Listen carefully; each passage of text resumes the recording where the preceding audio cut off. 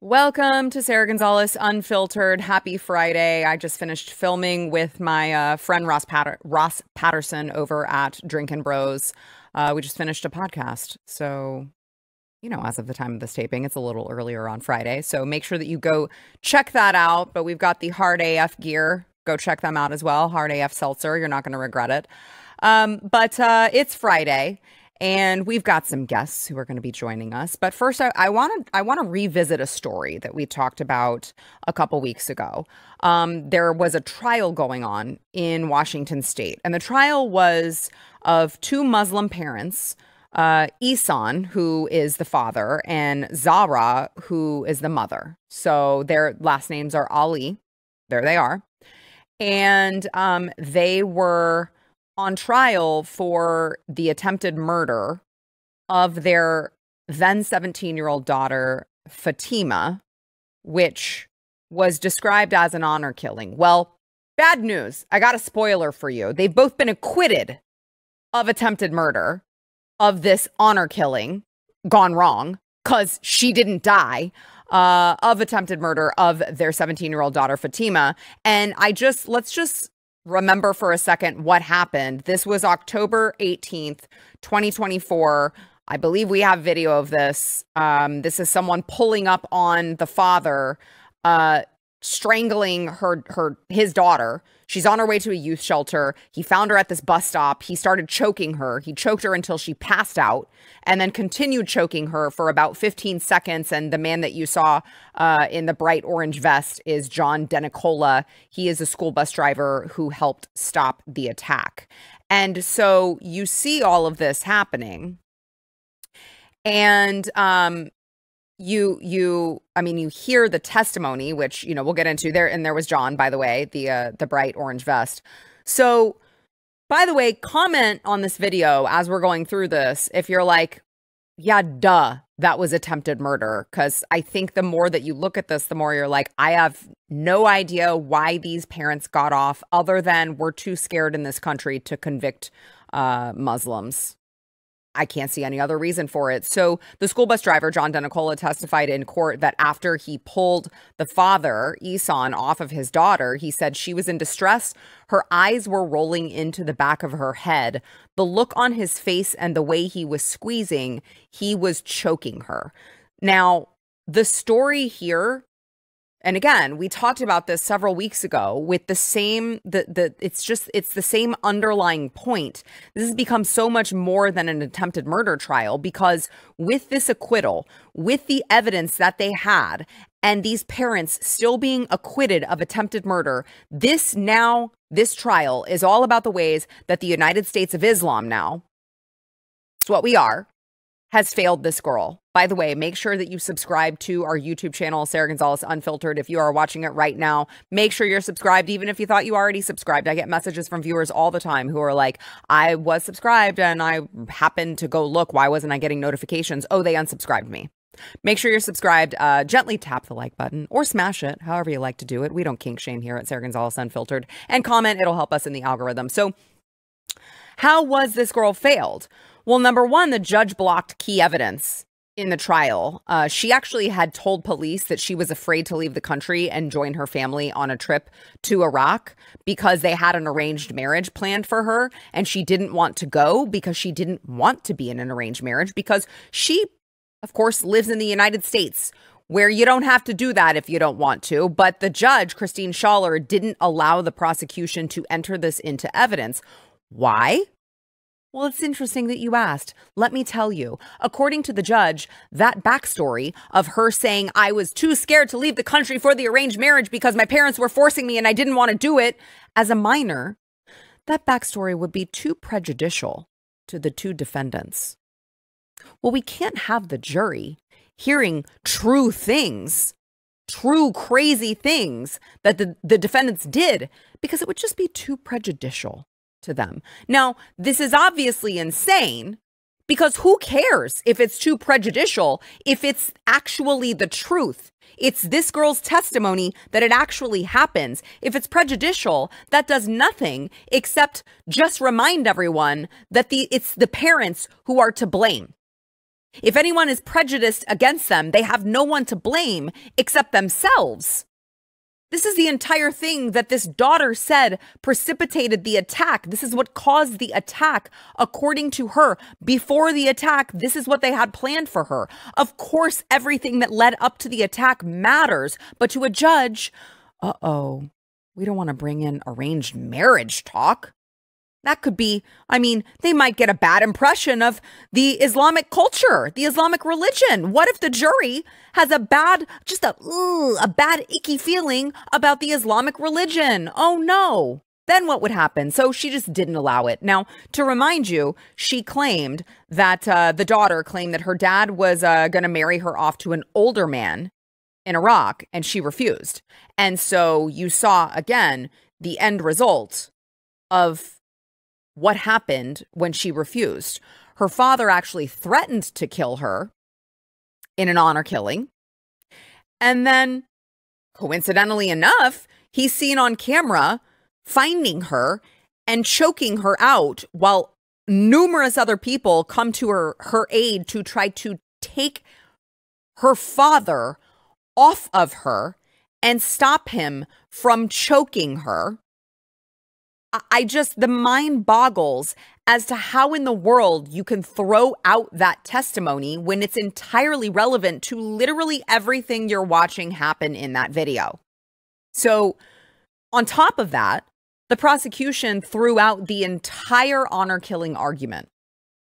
They initially suggested at the beginning of all of this that there was a threat of an honor killing, which the daughter, of course, said as well. But later, in court filings, they said there is no express evidence that such was the motivation of either defendant in this case. Now, I just want to go to, let's just visit definitions, right? In Oxford, the Oxford Dictionary, it says in certain cultures, the killing of a relative, especially a girl or woman who is perceived to have brought dishonor on the family.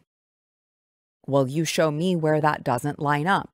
In certain cultures, I wish that they would just then list the cultures that have that happening the most pervasively, because we all know which culture would be at the top, but we're not allowed to say it because that might be too prejudicial.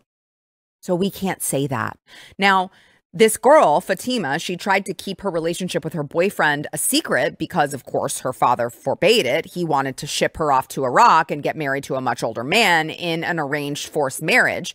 And during the choking, the wife, the mother, punched the boyfriend in the face.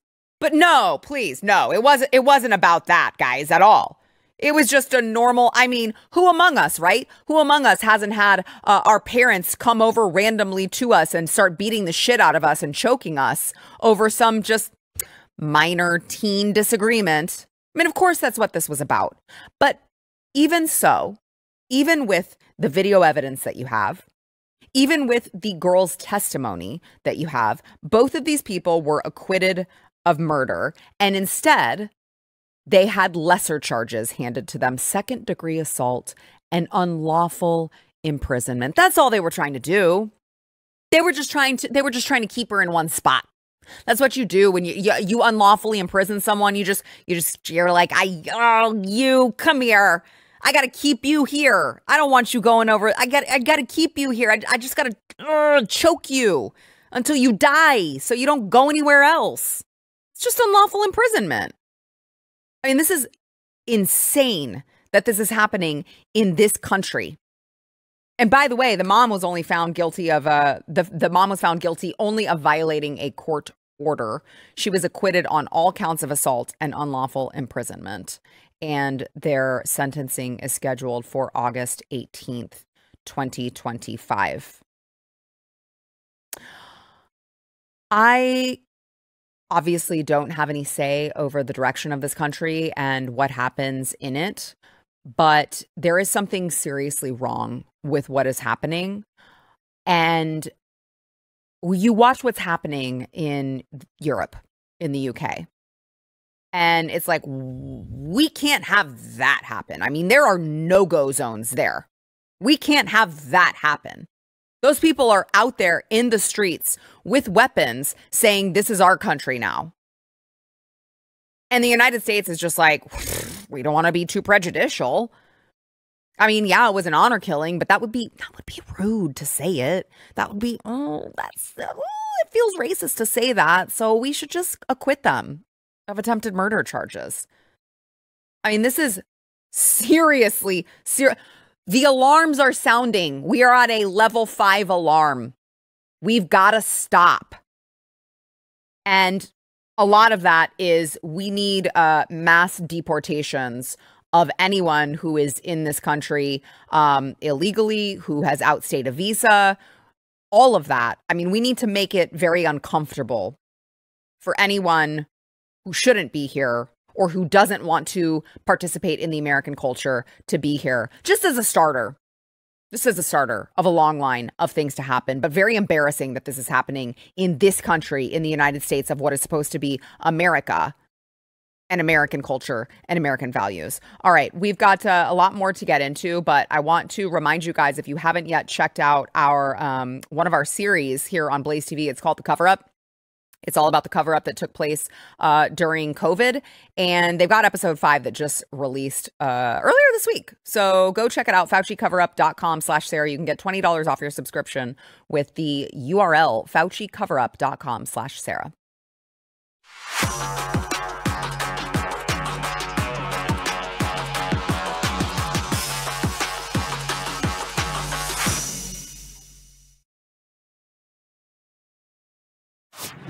Welcome to the show. We have Blaze TV contributors, both Matthew Mazd, an actor and producer extraordinaire, along with Eric July, founder of Rippaverse Comics. You can find him at rippaverse.com. Make sure to go get your... I mean, unless you like if you like trans and gay stuff in your comics, and we don't have any of that. Please don't go buy it. Not quite us. If you think that that's gay and retarded, please, rippaverse.com is where you need to go. Make sure that you subscribe to Matt Marsden's YouTube channel, Matthew D. Marsden. Go subscribe there. It's fine. We'll give you like 5 seconds. Okay. And then you can find me at AmericanBeautyBySarah.com. Go stock up on your skincare and lipstick. Make sure that you do that. All right. So it's Friday. We're hanging out.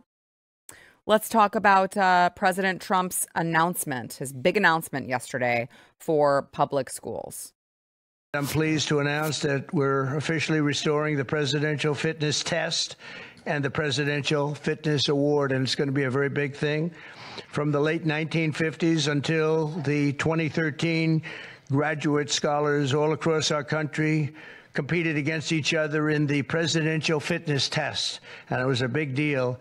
This was a wonderful tradition, and we're bringing it back. Hey, by the way, I was very distracted while we were talking about fitness. Matt popped his neck, and it was like 10 million bones I just heard pop out at the same time. That didn't sound very fit. No, well, I am just segueing about my own health. I've got to go and have disc replacements in my neck. Oh, great. Yay. Wow. Okay. Well, yeah, I just went like that and all of a sudden died. Like I clicked my neck and I'm like, ah. Yeah, that's what it sounded like. So there at his announcement, and I think as part of his commission, he had Bryson DeChambeau. Did I say that right, Stephen? Was that offensive? Bryson. Right. That's what I said. Bryson DeChambeau. I don't think it was the first DeChambeau part that you were worried about. Was it? Yeah, I wasn't Bryson. I know Bryson. DeChambeau. Thanks a lot. Okay. Triple H, WWE wrestler Lawrence Taylor, former New York Giants linebacker, and then Harrison Butker, Kansas City Chiefs kicker. And Caroline Leavitt added later on, President Trump wants to ensure America's future generations are strong, healthy, and successful. He wants every young American to have the opportunity to emphasize healthy, active lifestyles, creating a culture of strength and excellence for years to come. Now, maybe this is why we just talked about yesterday. The New York Times had an article that was, well, they did an entire podcast, I should say, about how the right is obsessing over health. They're obsessing over being thin. They're just obsessing over it. What is that anyway? And, you know, this is something that the presidential fitness test, this is something that We won't hold it against the test that it was instituted in 1966 by LBJ. We won't hold it against the test. Okay, but it emphasizes performance. It's competitive against other students, and there are winners and losers. And it, of course, was replaced in 2012 by Barack Obama and replaced with the Fitnessgram, which was non-competitive. It's just feedback. There's no competition. There's no well, there is a winner. It's everyone. Everyone's a winner with the Fitnessgram because we don't want anyone to feel left out. I mean, if someone's 500 pounds, you don't want them to feel bad about it. So no awards, okay? Just feedback. Everyone's a winner. So with the presidential fitness test, you had sit-ups, pull-ups, shuttle run, a 1 mile run, a sit and reach, and then the Fitnessgram was the pacer test, which is progressive aerobic cardiovascular endurance run, curl-ups, push-ups, sit and reach, and then body composition. But again, there's no competition here. Every person for himself. And so now you have another Maha win, in my opinion, that we are going back to the basics of health and fitness and competitiveness and trying to encourage an athletic performance and lifestyle rather than just like, everyone's on their own journey. Well, what they want is a fat and lazy population, right? I mean, that's what they want because they're the voters that they want. They want to be eventually just be taken care of.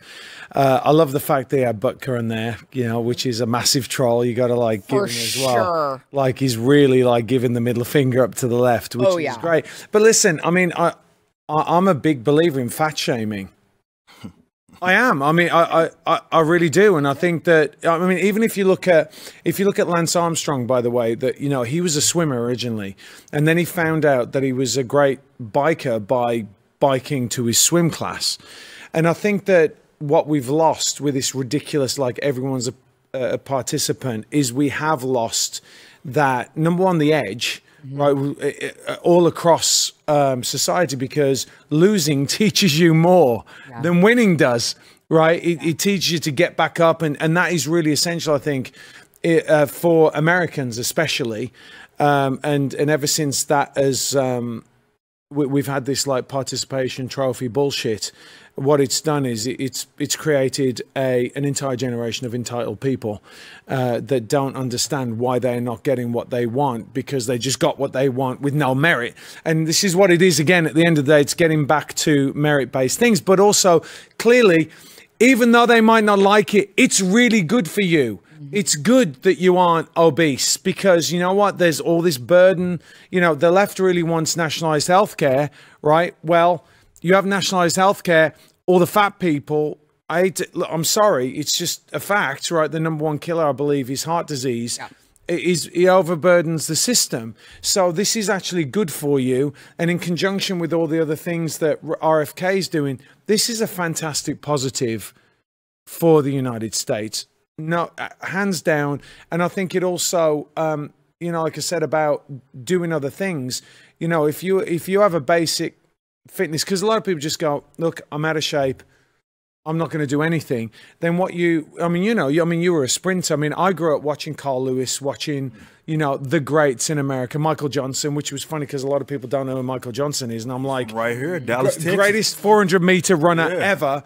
And we used to watch it and we would marvel over the Americans. It was like, darn it, we got really good athletes, but the Americans always ended up winning. But I think that what it will do is it gives... Yeah, that's right, and don't you forget it. I'm an American, baby. Don't you forget it. So, but then it does inspire people to, you know, you have some people that might never, ever consider doing football. Some people never consider doing basketball. And then you only find that out, number one, by failing, right? You're like, I'm not good at that. Let me try something else. But also, if you're not doing any of it, then you're not exposed to it at all, right? And I think that... You know, healthy mind, healthy body. This is all very good. It's a massive positive, and I don't see. Well, I know why they're saying that it's a bad thing, right? Because, like I said, they want slaves. That's what they want. They want a compliant, you know, fat, lazy population. Yeah, I'd say so. I mean, but this week is a win. You have Sydney Sweeney's ad in American Eagle, and you got the presidential fitness test back instituted and back in schools. Yeah, it's more like a, when I say performative, I'm not saying that in a negative connotation. I'm saying it more, it's to send literally a message, right? Yeah. In a literal sense, right? And that the whole point of this is to at least get the mind, definitely these young folks, to get their minds kind of jogging on this is an important thing to you. Everything that you consume, for the most part, especially in America, whether it be your food, whether it be what you're watching, how you consume that type of media, it really encourages you to be fat. If I can be completely honest, not immobile and not moving. And yeah, I think that sending that signal, again, particularly to young people, is very, very, very important. I would make the argument that a lot of these young folks are going to learn a lot through physical fitness about life in general. And this is why I'm such a big advocate of playing some sort of sport, right? I say it all the time that I learned a lot. I would argue, and people may disagree with me on it, but I'm just being honest, definitely in the public school system, a lot of what you, like 95% of what you learn is bullshit anyway. You'll never apply it to your real life. That's just the reality of what it was when I was growing up. Most of the stuff that I apply to every day, be it from the discipline standpoint and everything, was stuff that I got being a track and field athlete all through college. From, again, even like hearing out criticism from like coaches and being coachable and all that. These are all sorts of things that, you know, you apply. I apply right now every day in business, and I got a lot of that not from the sitting in some school for 45 minutes to an hour in some like box. You know, that I didn't get that from that. And like I said, and you kind of alluded to this, doing that and just being physically active is something that's very important, because you do start to gravitate towards what you can do, right? And sometimes you never, ever know. Like, I was almost destined to be a track and field athlete because my father was a track and field athlete at the collegiate level as well. But I was also doing I did other sports, and it was actually football that I ended up doing because I first ran the 40 in 8th grade. And I just absolutely destroyed like every other kid in there. And that's kind of got my mind jogging, like, this football thing, I'm okay at it, right? I could be okay at it. But track and field is where I'm going to, that's why I'm sprinting forward. That's what my thing is. But like I say, if I'm not active and if I'm not doing anything, how do I even know that, right? And like I said, that's not the only sport that exists out there. But people being physically fit, to your point, the fact that lets you know how much of a sham that people advocating for like a nationalized health care in some capacity are so full of crap, because they would be against things like this and against like, actually, I don't know, getting people active so that they don't become a burden on the system. But that's not what these people want. They don't even consider that. I'm like, okay, well, if I have to do this and that, there should be fitness requirements and so forth, but they'd be against that. They think that was an invasion of privacy, but so ultimately they just want people to be able to subsidize, their bad behavior. That's ultimately what this is about. You become less reliant on medicine, less reliant on, actually, that is the true medicine as far as I'm concerned. It's definitely preventable medicine is just being in shape, eating right and being in shape. And that's stuff that you learn from a young age, and you can keep with you for the rest of your life. So anybody that encourages that, I'm all for it. And by the way, discipline. So working all with other people. Stuff you learn in sports. And by the way, one of the things that I think is really remarkable, if you speak to the majority of athletes in this country and anyone that played sports here, they'll tell you that the coach that they loved the most was the one that was the hardest on them, because they understood that he didn't accept their excuses. He said, listen, you got to push yourself more and you will find your limits. And it's like when the guys, one of the amazing things about the Navy SEALs is when they go through buds, is part of that is understanding that they've gone past what they thought was possible. And also when they look around, they go, he's done it as well. He's done it as well. So I know there's a level of the people that are with me. So when they're going into war, they're not worried about carrying the other guy. There's a level of expectation there. And I think that we've lost that. We really have lost that with discipline. I mean, even like you say, just in something as silly as in business, where people like show up 5 minutes late. Like I've always said, if you do not show up 15 minutes early, you are 5 minutes late. Like that's it. Anything other than that, that's the way it is. And that gets drummed into. I remember my son, who was a swimmer, Like they said, if you don't find out where your podium is, and this is from when he was 6, like it's up to you. We're not finding where your podium is, and we're not finding what time you're going to go on. You've got to do that yourself. And it really did establish him as a independent individual. Initially, it's like as a kid, as a parent, you haven't gone through it. You're like, what is going on? And then you realize they miss 1, they miss 2, they miss 3 races. They do not miss any anymore. It's a huge positive. Huge. Yeah, well, I mean, especially in the day and age. And look, I'm no fan of public schools. I know he's no fan of public schools. I'm not at all. I know he's no fan of public schools. His children don't go to them. My children don't go to them. I know when Eric has children, they're, I'm sure, not going to go to them.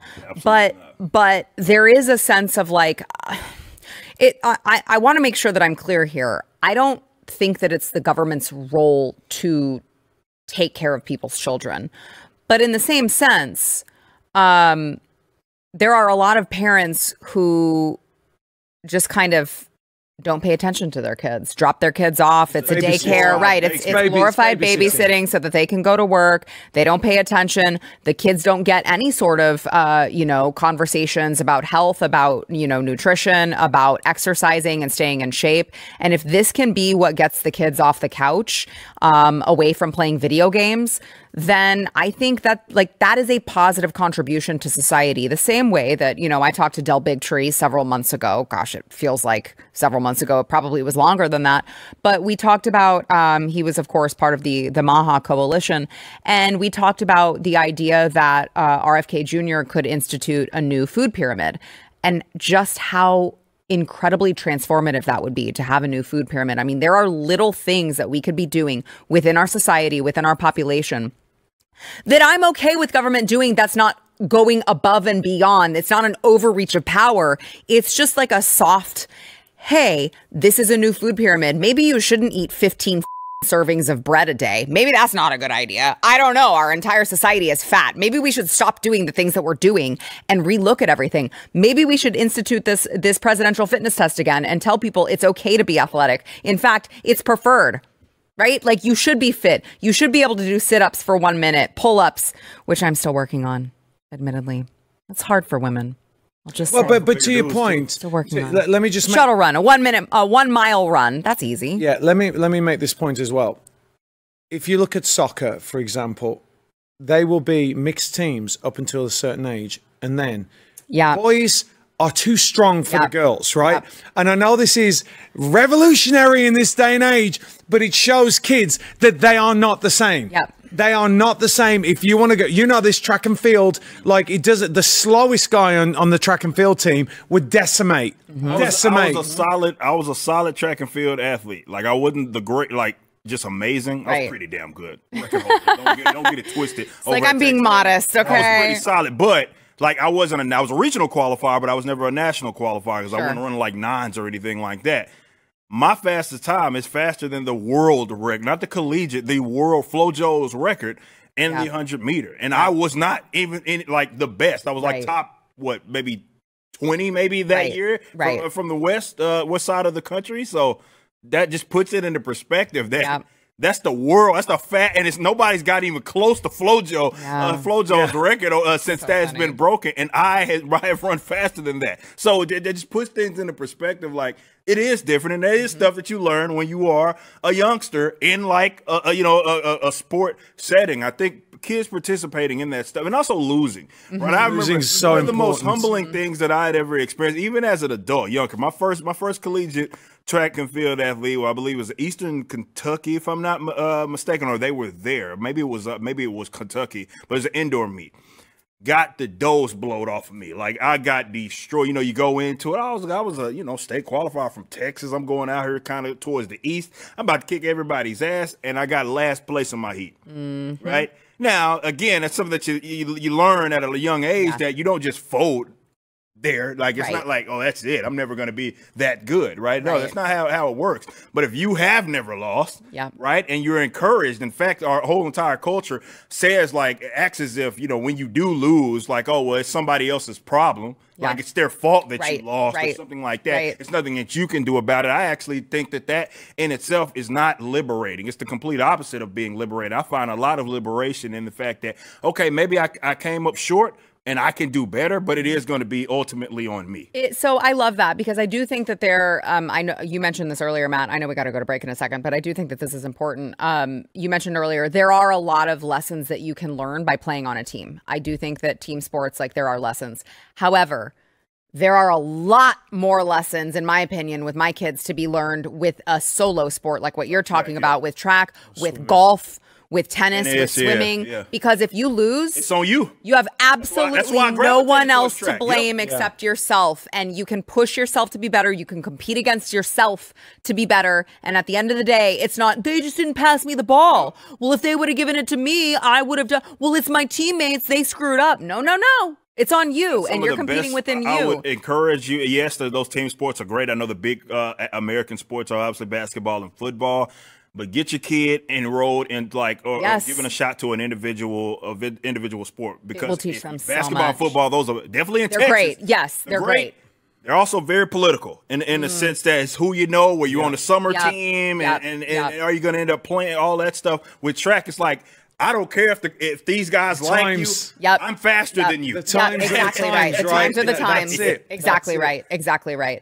All right, let's go ahead and take a quick break. We've got more to come.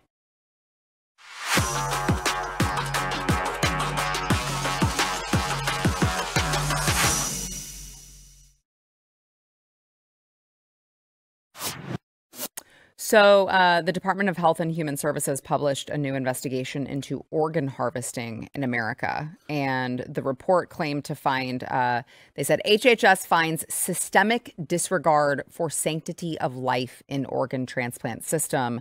HHS Secretary RFK Jr., who we mentioned earlier, further commented, our findings show that hospitals allowed the organ procurement process to begin when patients showed signs of life. And this is horrifying. The organ procurement organizations that coordinate access to transplants will be held accountable. The entire system must be fixed to ensure that every potential donor's life is treated with the sanctity it deserves. Now, according to HHS Secretary RFK Jr., 351 organ donation cases were examined. 29.3%, nearly 30% showed cause for concern. 73 cases were incompatible for donation but donated anyway, and 28 patients may not have been deceased at the time of donation. So the cases had poor neurological assessments, lack of coordination with medical teams, questionable consent practices, and misclassification of causes of death. Now, as I'm like kind of going through this, are you guys organ donors on your driver's licenses? I'm not. Have you heard anything that makes you rethink that? Well, that did. Well, okay. Well, I didn't know if that was the first that you're hearing. I'm sitting here and there's a doctor like pulling out my spleen. I'm like, hang on a minute.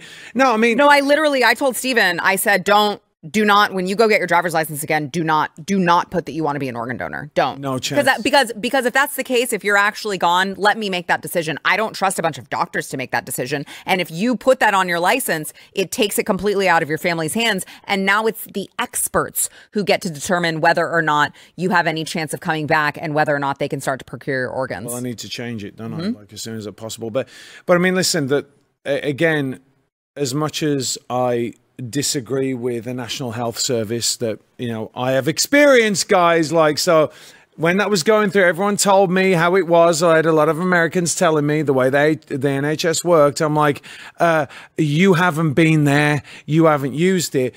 But there is a massive problem with the healthcare system, as we know, in the United States. It is too driven by money. It's too financially driven. And that's where this is all going again. Right? It's like getting those organs, getting them over. It's not about caring about life. I should actually care about the person that it's coming from. You'd like to know that they were absolutely dead before the organs go. But there needs to be a serious rethink. And also, what are they teaching the doctors? What are they teaching the doctors? It seems like it is no longer a vocation to be a doctor, to help, to heal, and now it's all about money. Well, that all starts at the top. Like, I think government involvement in something like health was a disaster, top to bottom. Insurance, I mean, all of that is coupled with this big mess where basically they're using each other. It's this private-public relationship, and we saw this during the COVID thing.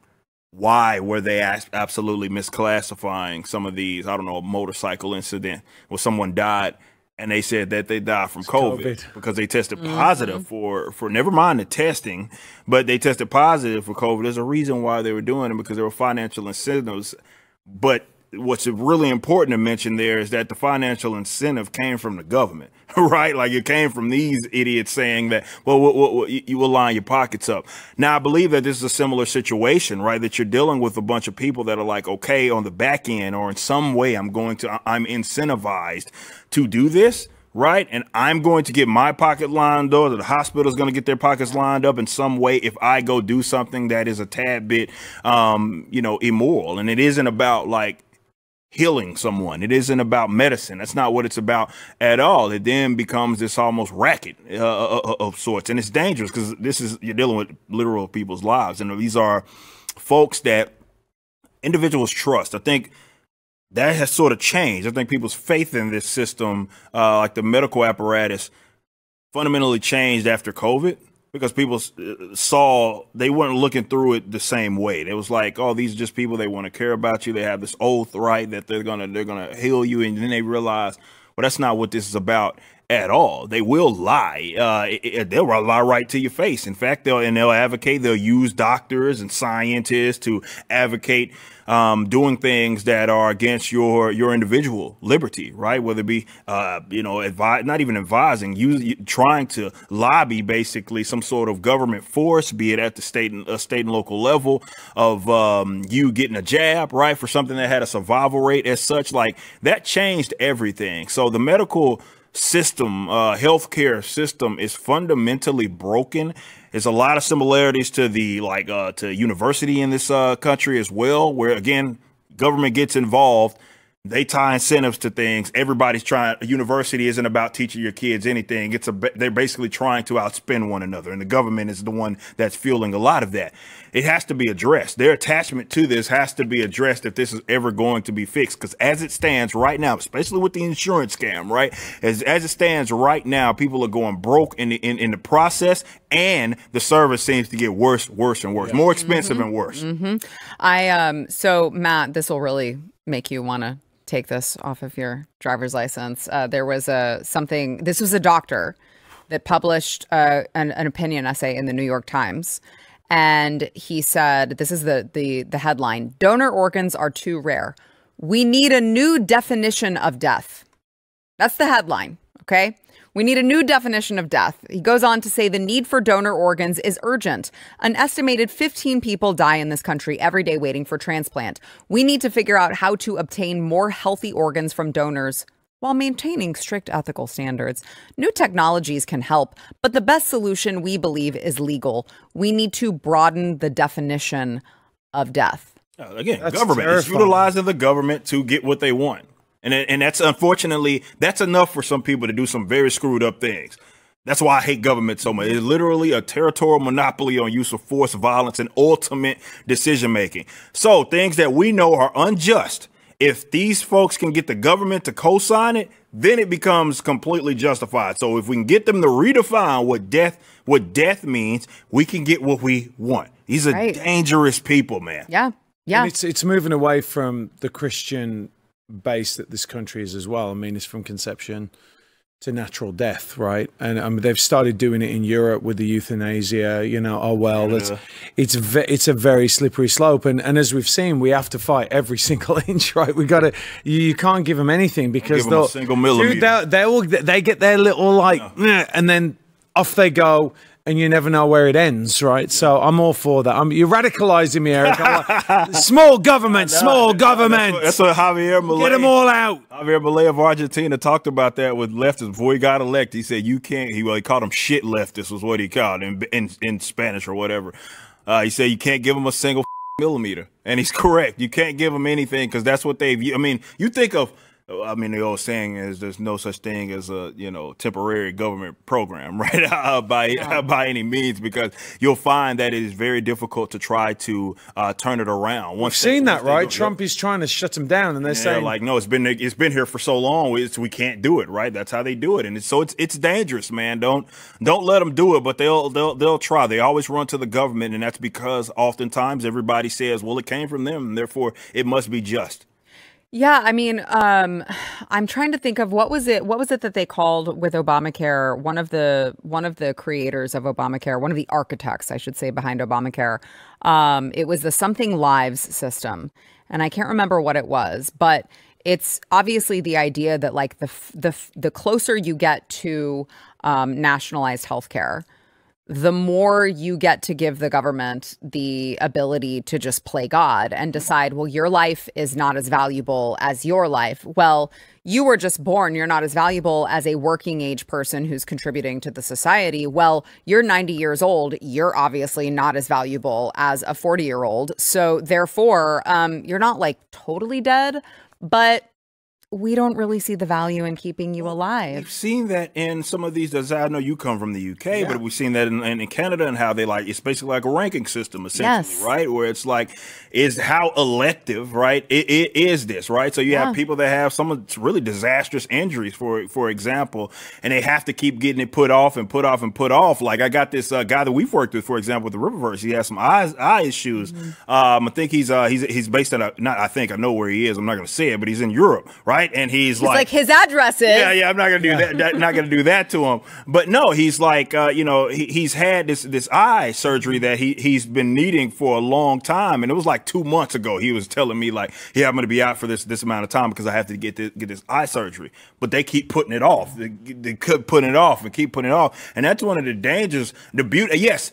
It's broken and we needed to get fixed. But I love the idea of, oh, I have an injury. I will walk my ass to the hospital and they will get me set up pretty much immediately. Yeah. Right. Yeah. Even with my surgery that I had with my hip, I got that I needed it very badly and I got it almost immediately. Or when my appendix ruptured or was about to bust.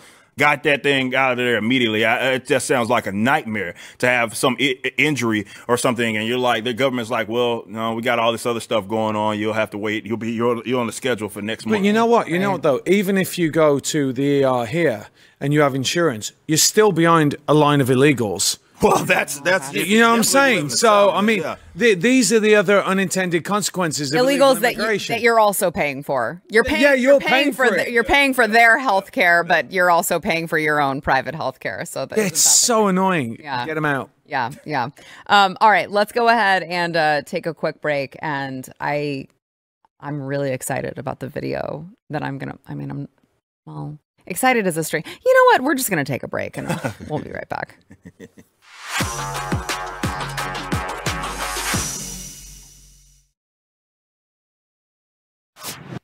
Well, we've seen the rise and the fall, and then the rise again of Chris Cuomo, who's over at News Nation. And I just, I saw this video that he posted while he was in his car, and I just thought it was very interesting. He posted this to TikTok. Here's what he said.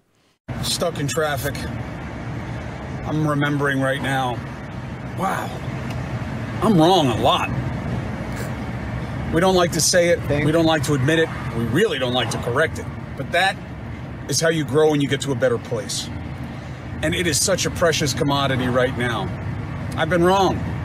I've been wrong about political issues. I've been wrong about people. I've been wrong about myself. I've been wrong about my responsibilities. I've been wrong about my opinions, my tastes, my choices. I've been wrong. And that's okay. Hopefully you learn. Wait. Hopefully when you're wrong, you get to a better place. Okay. If you do the work, unless you stubbornly hold on. And that's where so much of us are stuck. It's not just being wrong, it's refusing to learn what's right. I've been wrong. About Have you been wrong? If you say no, you're wrong. So it's really interesting because I think that there are certain people on our side of the aisle who are like, oh, he's seen the error of his ways. He is a changed man. He's reformed.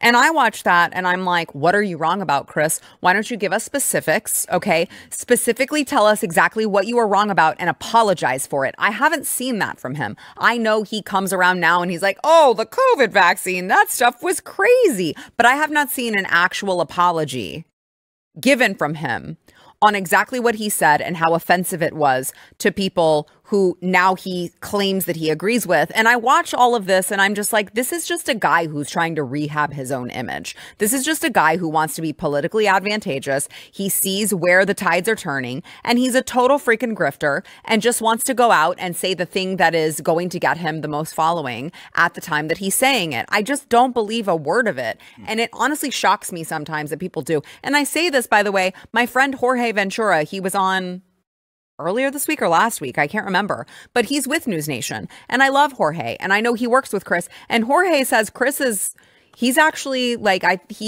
you know, like CNN probably had him on a leash and now he's off the leash and he's actually really cool. But I just hesitate to believe that. I just don't believe him. Well, I don't think it matters because if you look and say CNN had him on a leash, then all right, he was willing to go on a leash to get paid millions of dollars. I sure wouldn't. Exactly. And the other thing is you say, I was wrong, and that is not okay. You don't say, I was wrong. Right. It's okay. It's okay. It's okay. I was wrong. There you go. It was wrong. I was wrong. I need to be held accountable for this, and I need to make it up to you. I should hold myself to a higher standard than that. Yeah. He didn't say anything there. No. He's like, I was wrong. It's okay. And then by the way, it's like, hey, listen, I did this, but you know you did it as well, right? At the end, I'm like, that's not an apology, right? That's not an apology. It's like your kids, you're like, hey, listen, you threw a brick and you broke a window. Right, and then they go, I know, I'm sorry, I'm sorry, but it's okay. But you did yell at me. You're like, well, that's not an apology at all, is it? Right. Yeah. Yeah, and I never heard him even say the words, I'm sorry, I apologize, any of that. He's just like, I'm wrong, and that's okay. Yeah, he just said that he was wrong, right? Yeah, I mean, to your point, what about? I think some of the stuff that happened during the COVID era is obviously some of the most unforgivable stuff. Unforgivable. You know, because we know how crazy the world was, and unfortunately they were listening, a lot of people, under your direction, or you know, just either you were misreporting things or it was... Again, you had political bias, and it was tied to having this particular position, and you became an advocate rather than someone, you know, being like objective and being a journalist or a reporter or whatever you want to call yourself. That's the problem, because yeah, I mean, if you're just looking at it, I don't know, kind of objectively, then obviously, yeah, people are going to make mistakes, and you do have the right to change your opinion on certain things. But it's important that you know why something is wrong more than anything. Not be, oh, well, because you guys called me on it and now it's not politically advantageous to add that position. That's different than, okay, I was wrong. This is how I was wrong. And this is how we don't make this decision again. But also, those of us that were right, we all got hammered for it and we all suffered for it. And the ones that didn't, like that, he still got his job. Right. Well, he had a job. Yeah. He had a small little time of reflection, but yeah. You know what I'm saying? He's still getting hired. Yeah.